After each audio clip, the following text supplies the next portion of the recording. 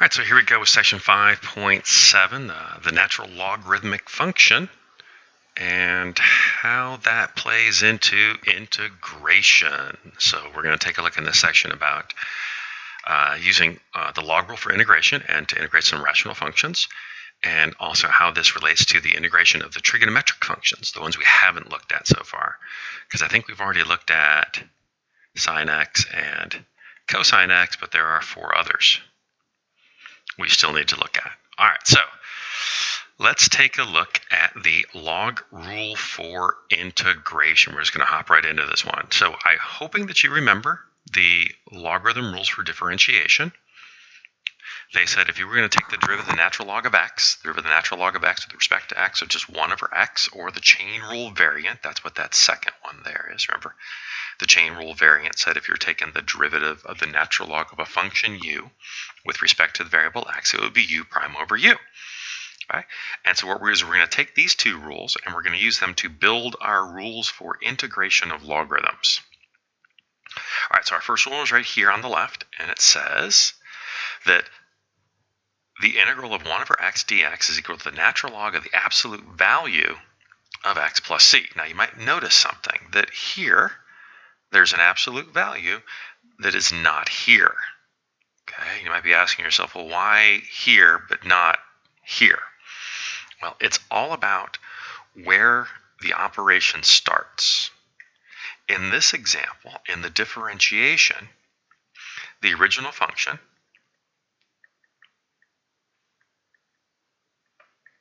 was natural log of x. And by definition, that implies that we're talking about a domain for the variable x of only x's that are greater than 0. But here, the original function in the operation is the function 1 over x. And that implies a domain of x just can't be 0, but it could be positive or it could be negative.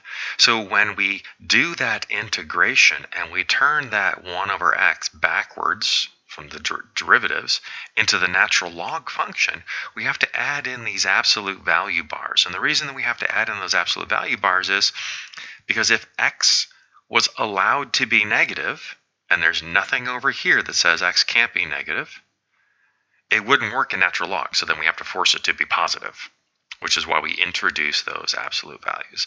And it's a domain restriction that arises from where the problem starts rather than where the problem ends. Okay? Same thing is going to be true here.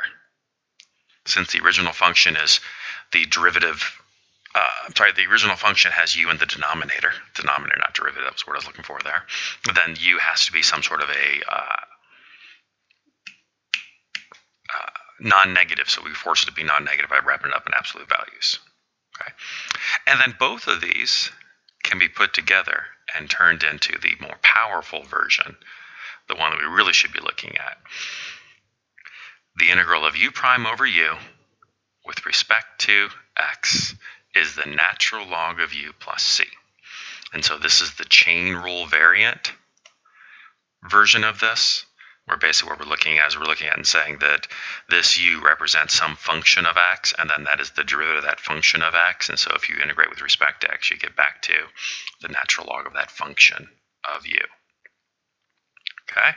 So if you forget, here's a little thing about why the absolute values show up. Okay? All right.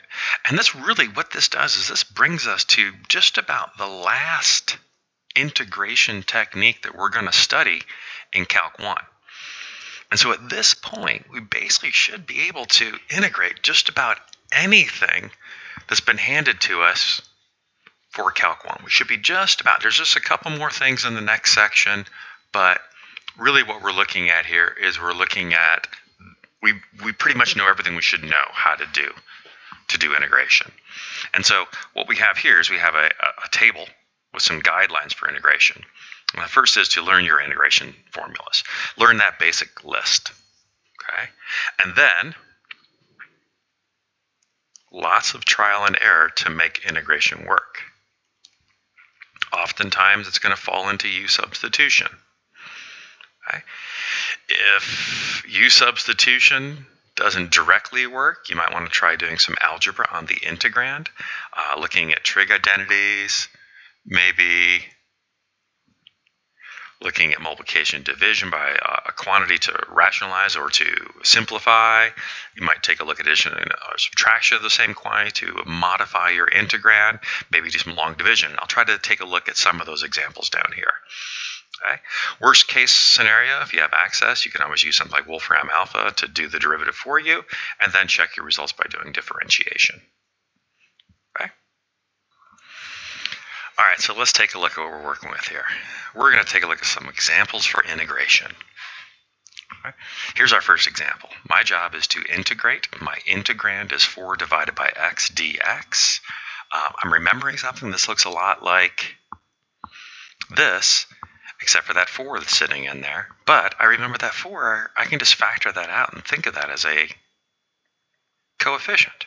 And now I get 4 times the quantity 1 over x dx. I know this one, I memorized it. That's going to be 4 multiplied by the natural log of the absolute value of x plus c. And just that fast. Right? But just that fast relied upon me remembering that I can do this and what the antiderivative of 1 over x is. This is not one that I have a technique for. This is just one of many of the integrations problems where I just have to memorize it to make it work. It's not something that you can logically reason through. It's just something that I have to look at and go, oh, that's a formula. That's the natural log. Right?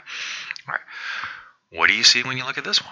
I have the integral of x divided by x squared minus 3 dx. Right? Well, I'm looking at this and I'm noticing that there's a relationship between the denominator and that numerator. It looks like the numerator is kind of, remember substitution, kind of the derivative of the denominator. So that's making me think about this guy, where the numerator is kinda most of the derivative of the denominator, and it's probably going to end up being some sort of natural log. So let's go back and see if that works. If I call the denominator u, that is, if I say that u is equal to that x squared minus 3, then the differential du would be 2x dx, which is that most of the numerator except for that silly 2. So I'll say 1/2 times the differential du is x dx. And now this matches. That matches, so I can do those substitutions, and I get, I don't want that. I get that this is going to turn into the integral of 1 over u times 1/2 du. We'll take that 1/2 and move that out in front because we don't need it in there. So that's going to give me 1/2 times the integral of 1 over u du. 1/2 natural log, absolute value of u, plus c, almost done. Problem started with x's, problem needs to end with x's, back substitution. 1/2 natural log, absolute value, x squared minus 3 plus c. Now, just a note about these absolute values right here. Sometimes we are allowed to remove those in the final answer if there is reason to show, or a way to show, that the argument of the integrand could never be negative, so the absolute values would be redundant. So for example, I know that this is not the case here, but imagine we had some other problem where the final answer had been this. Instead of minus 3, it had been plus 3. Now, I know that no matter what value I use for x squared is positive, plus 3 makes it more positive, so the smallest that this could ever be, the smallest that this argument here could ever be would be 3. So I could drop those absolute values and replace them with parentheses if I wanted. Right? That is not to say that leaving the absolute values in is ever wrong. All I'm simply saying here is occasionally you will see the final answer represented without absolute values. And it doesn't mean that someone forgot them. It means that someone looked at this and said, I don't need them here. Right? Ooh, what is that doing? All right. This is a much more complicated problem because I'm not sure what to do. So what I'm going to do is I'm going to attempt to figure out how to make this thing work. All right. So I've got a fraction. Numerator is not the derivative of the denominator, so it's not looking like this one that we just did over there. Numerator is a higher power than the denominator. The numerator is x squared. The denominator is just plain old x. Maybe I could factor it and simplify. Does that numerator factor? Because maybe I'll try that. And it looks like it does. I think it factors into x plus, x minus 2 times x minus 1, right? Over x plus 1 dx. But that didn't help me because nothing simplifies, nothing cancels from there. So that's not good.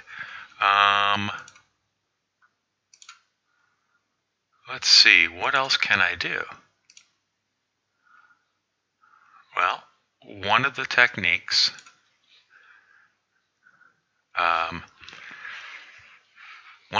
for dealing with situations like this is when the numerator has a higher power than the denominator, if factoring doesn't clean it up, do long division and rewrite it. Since the numerator is 1 power higher than the denominator, I know that if I actually just do, and I'm just going to highlight this and just do some scratch work over here on the side, just on the integrand. I know that a quadratic divided by a linear should equal a linear plus a constant over that linear. I should be able to divide this thing out and get some sort of a long division mess. Now, if you don't remember long division, let's just take a look at it real quick. It's going to be x squared minus 3x plus 2 divided by x plus 1. It'll go in here x times, so that's going to give me x squared plus x. We subtract, we get negative 4x plus 2. Okay. It'll then go into there negative 4 times, so negative 4x minus 4. 2 minus a negative 4 is positive 6. Okay. And then we get that this integrand can then be rewritten as x minus 4 plus 6 over x plus 1 dx. Okay. So this is the same as that, just rewritten after being long divided, after doing long division. Now, when I look at my integrand contains 3 terms, an x, a negative 4, and a fraction. And I should be able to integrate each of those. The integral of x is going to give me a 1/2 x squared. The integral of negative 4 is going to be negative 4x. And I'm not sure about the integral of 6 over x plus 1 dx. So I'll just leave that as an integral because I haven't dealt with that yet. Okay. Now, here's something that you're going to learn because you'll see it just enough that it'll become something that you memorized. Okay. The integral. Oops, I don't want that highlighter. I wanted the gray marker. And this is just like a note to put off to the side. Okay. The integral of a constant over a linear, which is what we have here, 6 is a constant, x plus 1 is a linear, is always going to end up being some constant times the natural log of the linear plus c. That's a c, believe it or not. It's just the way that it works, and I'll show you why here in a second. Okay, this is going to stay, so I'm just going to drag that along. That's going to give me 1/2 x squared minus 4x plus. Page moved on me, so that plus is a little closer than I wanted it. All right, I'm going to change colors to green.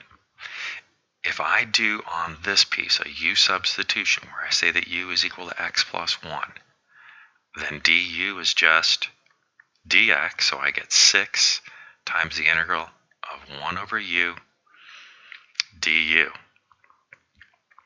1 half x squared drags along, minus 4x drags along, plus 6 times the natural log of the absolute value of u, and then of course plus c.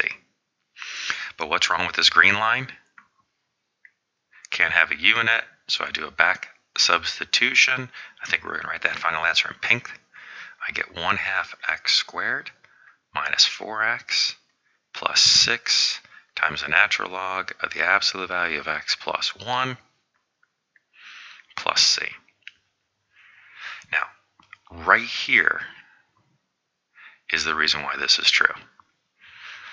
If that u is linear, when you take its derivative, it's always going to be a constant times dx.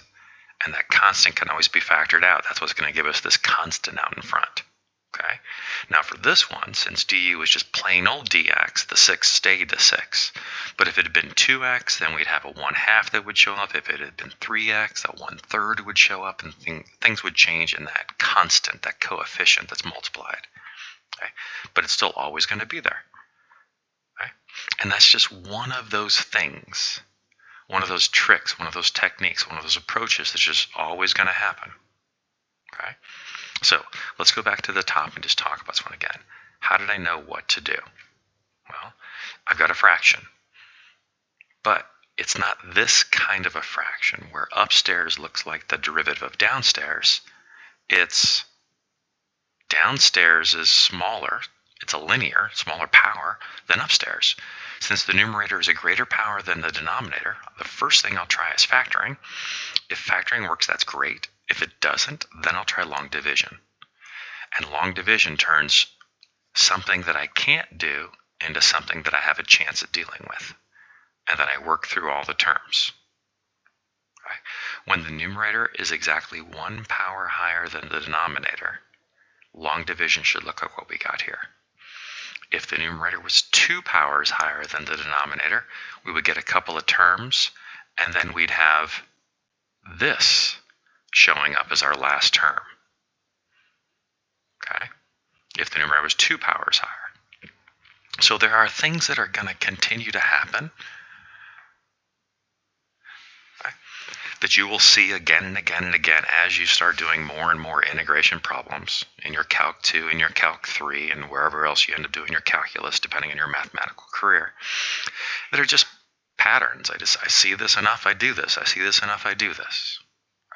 All right, we're at 18 minutes, so I'm going to stop this video here because this next problem is a doozy, and then we'll come back with part 2.